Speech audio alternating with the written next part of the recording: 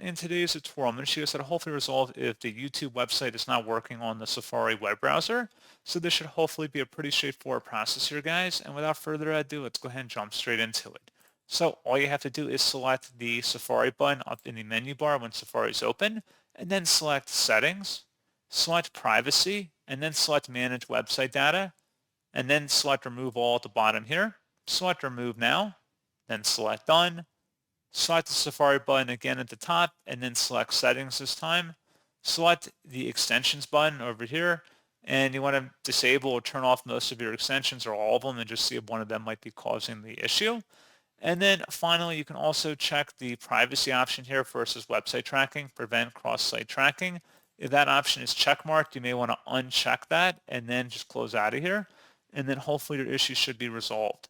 So as always, thank you guys for watching this brief tutorial. I do hope that was able to help you out, and I do look forward to catching you all in the next tutorial. Goodbye.